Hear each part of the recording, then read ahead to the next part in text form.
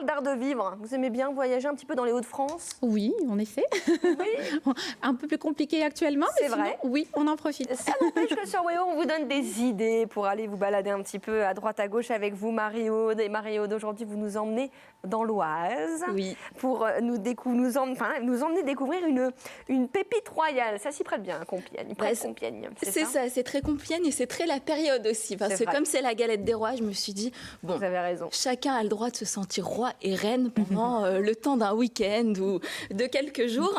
Et donc, de ce fait, l'Oise, c'était l'endroit idéal et ça regorge de pépites. Donc j'aurais pu parler par exemple de la parenthèse du Rond Royal ou encore du Moulin de l'Ortie, de très bonnes adresses.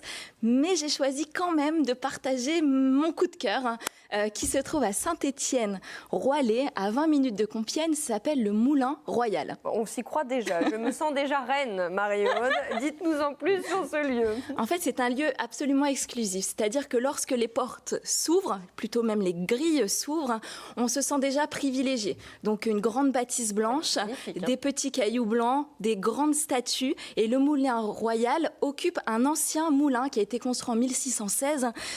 Et c'est situé au cœur du parc royal de chasse de la forêt de Compiègne. Et en fait, dans les années 1800, il y a l'impératrice Eugénie de Montiraud. Si vous connaissez, c'était celle qui a épousé Napoléon III ou qui était encore nommée la Marie-Antoinette du Second Empire. Eh bien, elle utilisait ce domaine pour teindre et colorer finalement les textiles pour la maison royale. Et en 2019, Wade Thompson a repris ce bâtiment pour rénover 3 chambres situées dans les écuries du domaine et en faire un lieu exclusif. Et alors, comment lui est venue l'idée d'un gîte, de créer un gîte dans cet endroit? Eh bien, Wade Thompson donc, est vice-président d'une multinationale dans le secteur de la mode. Et alors, il parcourt le monde. Il passe 70% de son temps dans les hôtels. Et fort de ses expériences, ce monsieur qu'on voit là s'est dit, mais je vais rassembler toutes les choses que j'adore dans les hôtels, mais aussi toutes les choses qu'il me manque pour vivre un moment incroyable.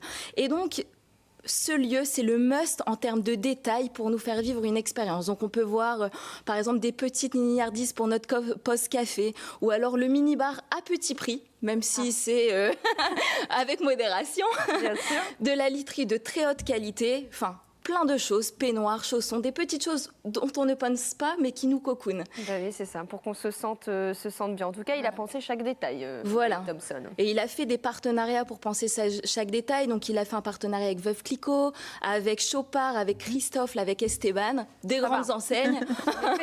On ne peut que se sentir bien, je pense, chez lui. Et puis, c'est dans un... Alors, il y a des œuvres d'art, c'est dans un cadre exceptionnel. Enfin, c'est aussi ça. Il y a des œuvres d'art numérotées dans chaque chambre et chaque pièce, donc on peut découvrir ce lieu comme un musée, mais aussi il y a une piscine extérieure qui est chauffée pour se détendre, il y a un bois et un jardin de 4 hectares pour se promener, aller à la rencontre des renards, des hérissons, des sangliers, mais il y a aussi une rivière pour complètement nous couper du temps, parce que de notre chambre, on entend le coulis de la rivière qui fait du bien.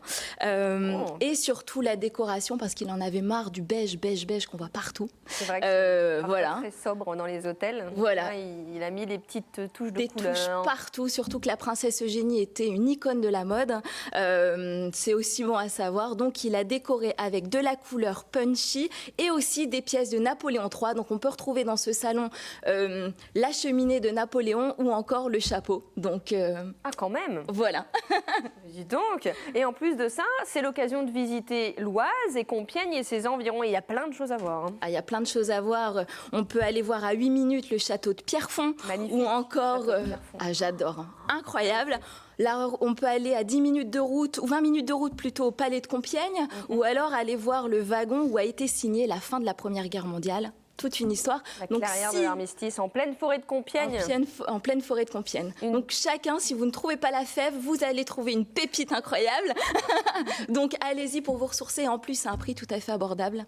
Et puis, il faut le préciser, parce que c'est vrai qu'on vous dit Veuve Clicquot, Chopard, etc. Mais c'est quand même des prix abordables. Complètement. Enfin, voilà, donc allez-y y faire un petit tour et même vous balader dans l'Oise, tout simplement. Ça donne envie, Angélique, non? Ça donne complètement envie. Ah bah, vous voyez, vous avez déjà convaincu Angélique. Formidable. Merci beaucoup, Marie-Aude.